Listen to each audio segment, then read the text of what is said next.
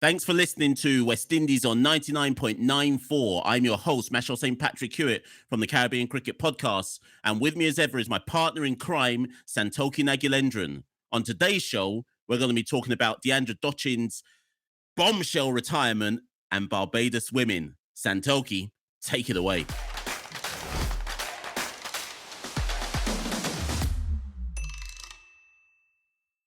Boy, Mashal, never a dull day in West Indies cricket. Here we were planning an episode on Barbados' campaign at the Commonwealth Games when suddenly, Monday, as you rightly say, bombshell news, West Indies women most capped player, Deandra Dottin, scorer of the fastest century in T20 international cricket in the women's format, announced she was retiring from West Indies cricket with immediate effect. One of the all-time greats for the side, Mashal. This is major news, isn't it? I literally, it's rare now that something happens in West Indies cricket that throws me, because as you kind of point out, we're so used to something happening that we wake up each day of every week thinking, what madness is going to happen in West Indies cricket today or this week, whatever it might be. But I'll willingly admit to you, Santoki, that this one threw me a bit. I didn't see this coming. I don't think anyone in West Indies cricket, well, obviously Cricket West Indies knew it was coming, because as we get into it, when we look at the date that Deandra Dottin sent this letter into Cricket West Indies, this has clearly been known about for quite some time. But for casual observers or even the more hardcore observers of West Indies cricket, this would have been a nutshell. And only those absolutely in the know would have seen this coming. But Santoki, someone who obviously wasn't in the know, was the West Indies women's captain, Hayley Matthews. Because I don't even know why I'm laughing, because this is absurd. An interview has been carried out with her, and she's intimated that she wasn't in the know that this was going to happen. So maybe we should, where do we want to go with this, Santoki? Should we start with Deandra, or should we start with that interview and work our way backwards? You know what? I think let's start with Deandra, because it wasn't a typical Mashal. It wasn't a typical retirement announcement from a player. It said thank you for contributions and services, but it also, there was a thinly veiled dig at, team environment. Mashal, if you got the statement in front of you, do you want to read out kind of her exact words? We have to read this. We have to read this out. So people, this is a letter, and this, Santoki, this is the thing. Deandra dropped the letter on Instagram and Twitter, put everyone on blast, and then just ducked out. So, like, we have to acknowledge that this is a mic drop of all mic drops. Imagine you duck out of West Indies duty and you just drop it on Instagram and Twitter and say, everyone, hold that, I'm out. But this is the letter. This was the letter that was shared on social media. To Cricket West Indies, obviously Antigua. To whom it may concern, please accept this letter as my formal retirement from the senior women's West Indies team, effective 1st of July 2022. This announcement has come with much contemplation, as cricket has always been a passion of mine. However, when the fire burns out, one has to take time to reassess their commitment. There have been many obstacles during my cricket career that I've had to overcome. However, the current climate and team environment has been non-conducive to my ability to thrive and reignite my passion. I am appreciative of the opportunities afforded to me, and I have ruminated on my decision over a period of time. Playing for the West Indies and representing the region has been an honour. During my 14 years of playing, I have trained at my best and grown as a player physically, mentally, and emotionally. It is the combination of this growth that has assisted me in reflecting on what is truly important to me. With much sadness, but without regret, I realise that I am no longer able to adhere to team culture and team environment, as it has undermined my ability to perform excellently. I wish the organisation and the team all the best in the future. Sincerely, Deandra Dottin. Santoki, there's so many shots in that that I don't even know where you start with unpicking the shots. You know, when you're doing like your GCSEs and you get a piece of text and you have to analyze paragraph by paragraph, we might have to do that, because I think the first thing is the timing. So she sent that out on the 1st of August, but the retirement officially started on the 1st of July. So she obviously waited a month to release it. So yeah, it's interesting. She announced her retirement, taking immediate effect from the 1st of July. Obviously, her statement came out the 1st of August, so there was a month gap in between there. And it's also interesting the timing that it came in the middle of Barbados's campaign at the Commonwealth Games. So she didn't do it beforehand. She didn't wait till the campaign had finished. She dropped it at its most dramatic time while the team was still playing in the Commonwealth Games. Obviously, she hasn't criticized the board. There's nothing about finances, pay, administration. It seems like the squad or the change room has caused issues. So it's a thinly veiled dig at players. We know Hayley Matthews was recently made captain of the West Indies side. You'd imagine she would be the one who coordinates that team environment, is responsible for that team environment. So you'd have to imagine it was a sort of dig at Hayley Matthews from that interpretation. Very interesting. She hasn't played for West Indies for the past few months. Her form's been a bit patchy. She's blamed the team culture for kind of undermining her ability to play at her best. So that match, there's a lot to take in there, but you can tell she's obviously not happy. This isn't something she's happily chosen to do. It's almost as if her hand has been forced from her perspective. So I like that line you've just said there at the end. Her hand has been forced, and like you say, this has to be. This almost has to be broken down stanza by stanza. So first things first. First things first. When she says, let me find that line again. When she says, the team culture and team environment has undermined my ability to perform. You can only, and I'm more than willing for Deandra to come and clear the air because she hasn't done so yet. I think you can only look at two people for that, right? It's either the captain or the coach, because they're the only two people that, generally speaking, have responsibility for team environment and team culture. So the coach obviously is Courtney Walsh. The captain is now Hayley Matthews. So I don't think it's a stretch to say she's taking shots at one of those two or both.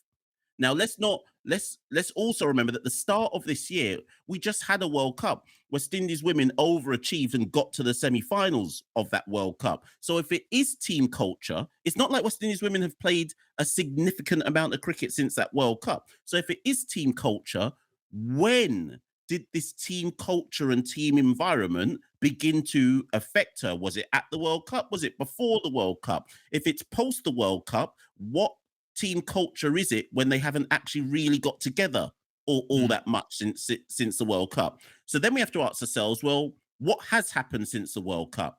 One of the things that has happened is Stefanie Taylor has stepped aside as captain, which there was some consternation in the Caribbean about that because Stefanie is generally seen as a successful captain, World Cup winning captain 2016. In her own right, Stefanie's a GOAT of the women's game as well, and so on and so forth. But granted, Stefanie had done it for years upon years upon years. So it was kind of seen as, well, Stefanie, 6-7 years in the job.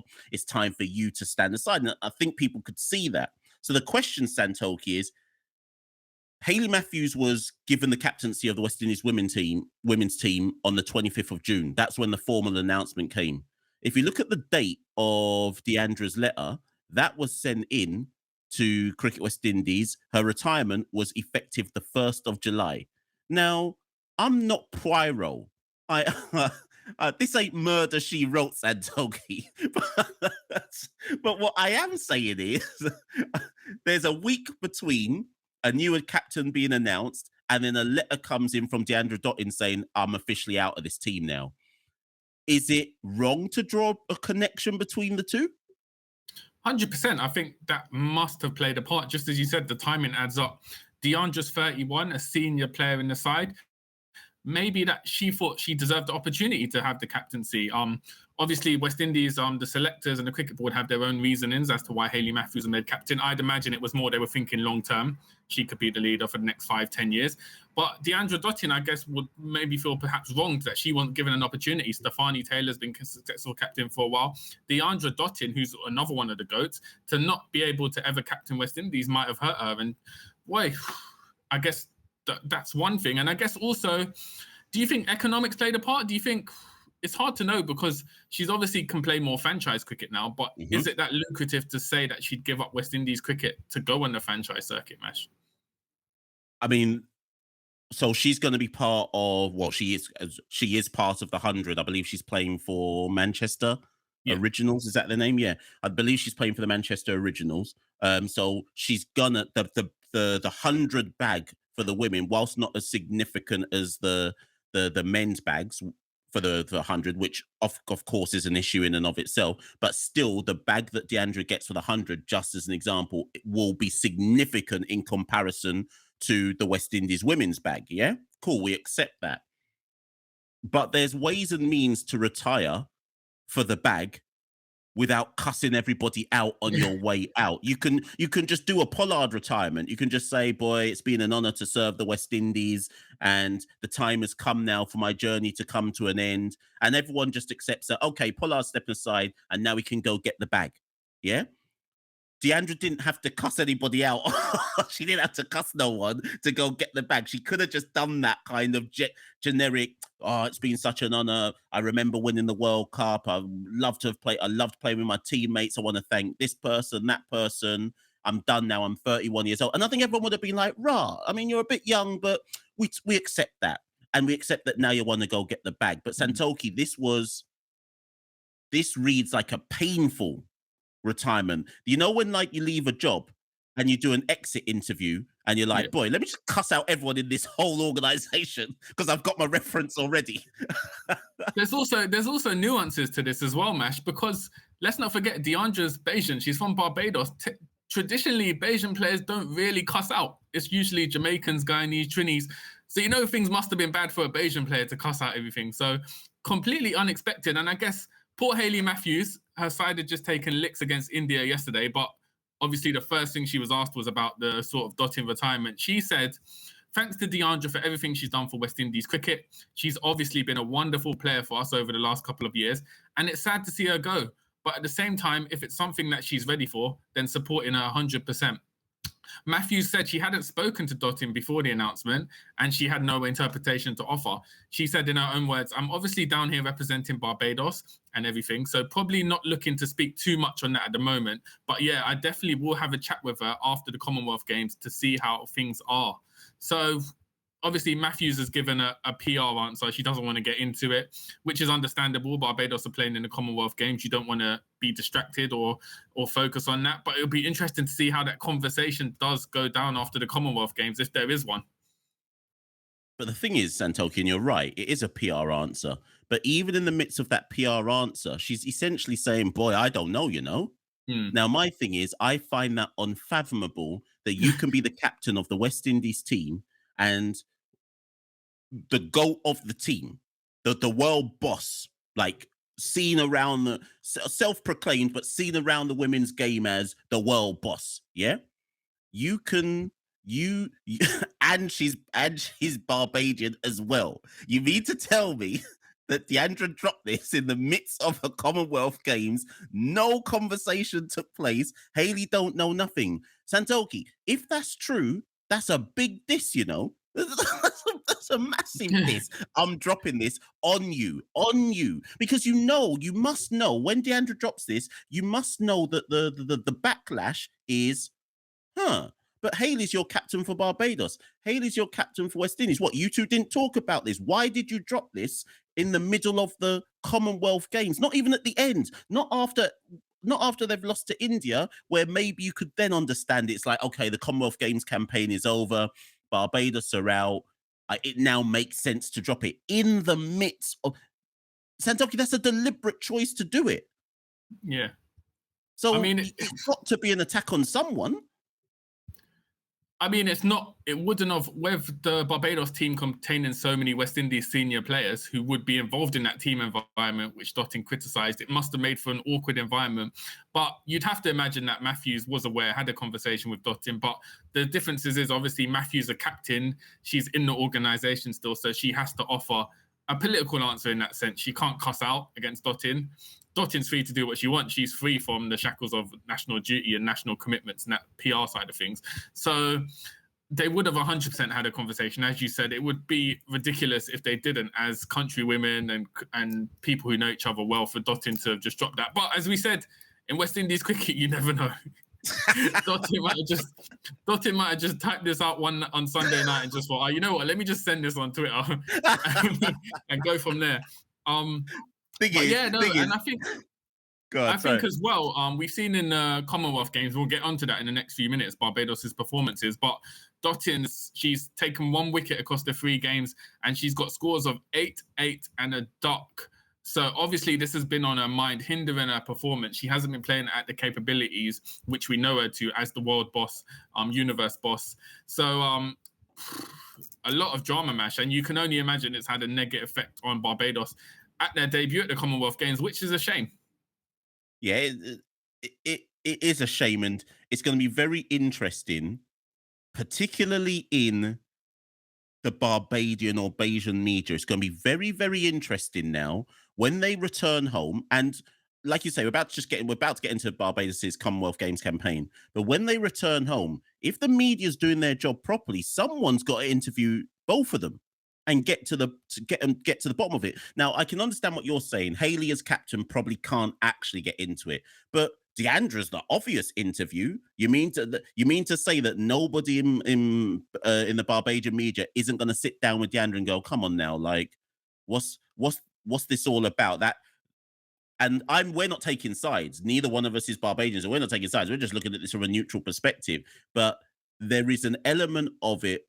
I still go back to my earlier points in Toki. There's an element of Barbados were making history in the Commonwealth Games. Couldn't she have waited?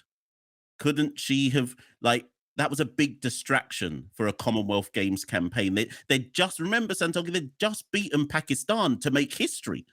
Couldn't she have just waited a tiny piece? Just a tiny piece before dropping it. So I do think that some of the Barbadian media have got some difficult questions.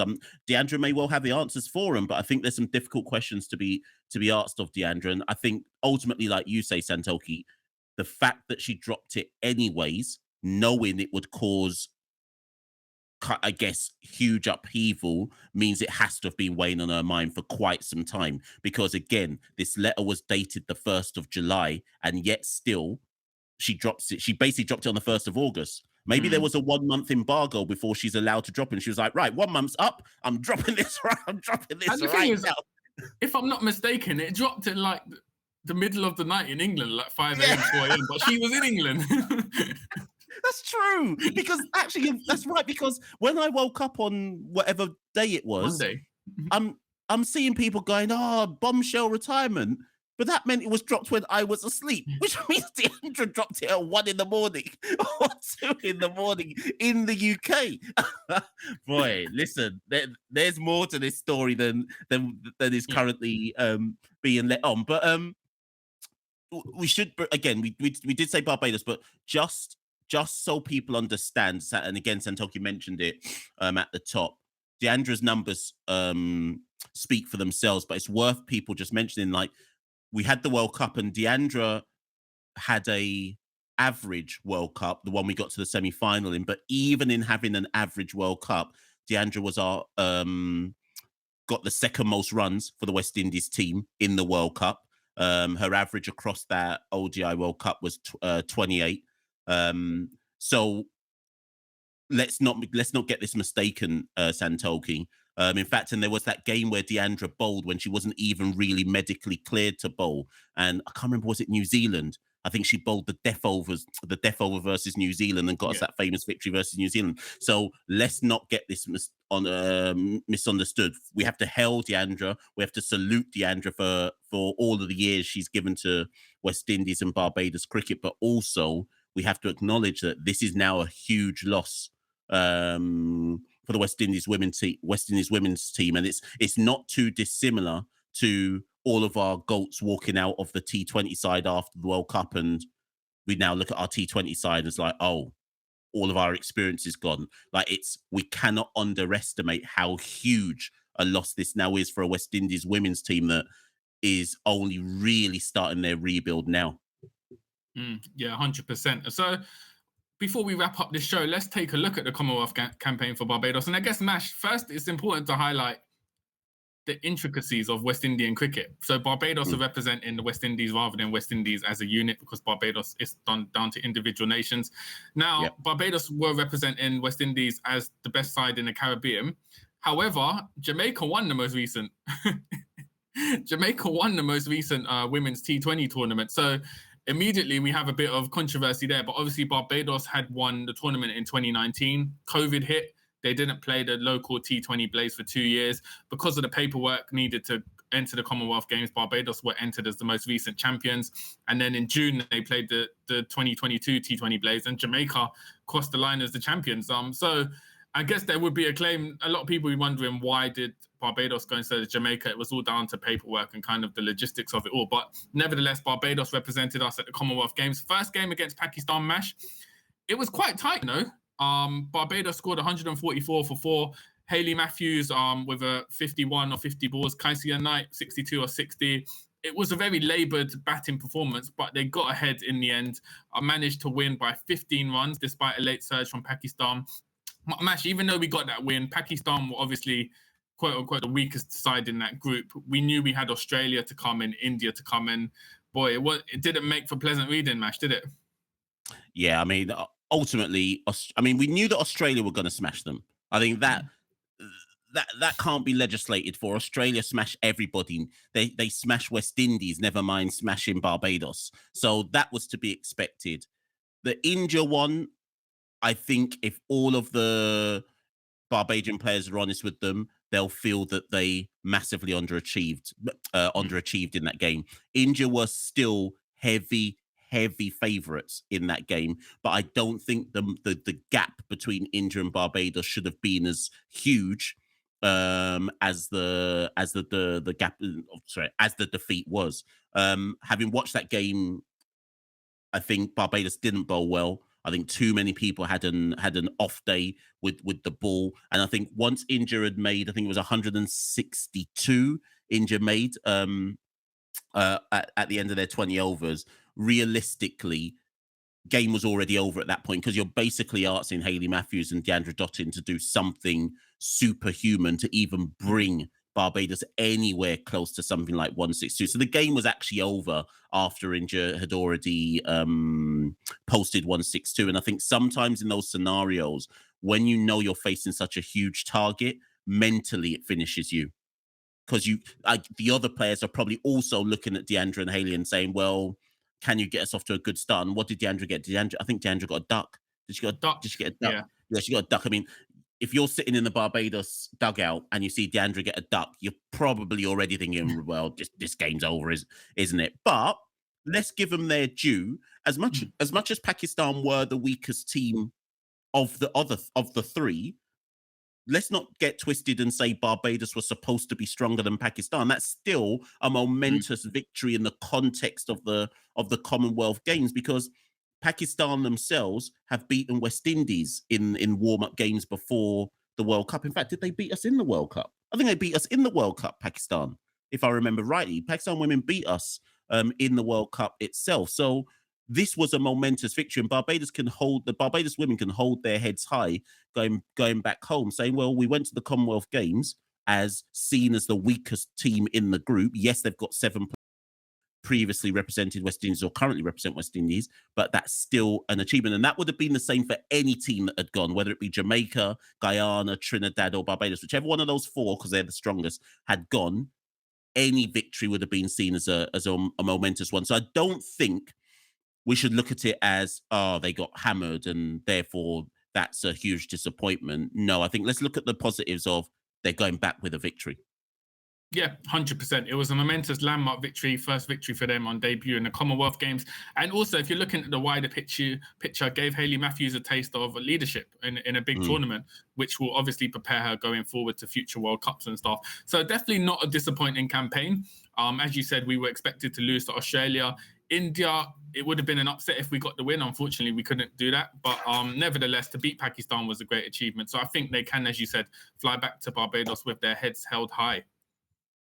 Most definitely. And I think the wider thing now, kind of like looking at everyone talking about England Lionesses and what it means for the women's game, all of these things, whenever, and it's slyly patronizing when people approach it like this, but at the same time, I get it.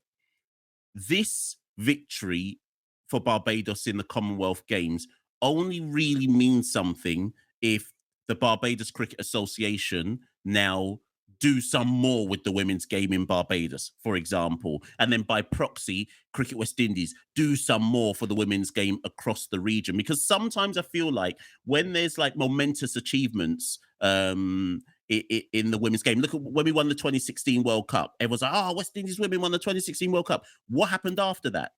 We're no further on 6 years after winning that World Cup than we should have been, because sometimes people can talk up individual team achievements, so to speak, and then the investment that needs to come doesn't actually come. So what's more important is what building blocks are laid in place after this. And it is worth noting, because we're not being just critical here. It was just announced a couple of days ago that West Indies under 19 will be touring the United States to play the United States under 19s. So we're talking about the women's teams here. So we want to see things like that now. We want to see organizations, both in the territories and the wider Cricket West Indies organization, build on the women's game. And just to find a word, CPL, obviously the first ever women's CPL taking place end of August. It's going to be very interesting. We've got 3 captains for the 3 sides. Barbados is going to be captained by Hayley Matthews, Guyana by Stefani Taylor, and then Trinbago are going to be captained by Deandra Dottin. If Trinbago win, I don't know, Dottin might do a Ramdin, you know. So that will definitely add some spice to this women's CPL, the kind of backstage personality clashes, and yeah, it'll be interesting to see. But as you said, Mash, hopefully this starts more development in the women's game and we can see more competitions take place in the region. Because of COVID, it's been badly affected in the region and hindered a lot of players' development. Most definitely. Well, people, thank you as ever for tuning in to West Indies on 99.94. As we always say, if there's anything in the midst of these episodes that we record, produce, etc., do send us. You can obviously find us on Twitter or Instagram at Carib Cricket, or you can send us an email in at caribcricket@gmail.com if there's any topics or if there's any talking points that come up, or if you want your input and you want us to talk about that on air, do send us your messages. But Santoki, it's goodbye from me. Is it goodbye from you? Yeah, that is episode 2 of West Indies on 99.94. See you on the other side, guys. Peace.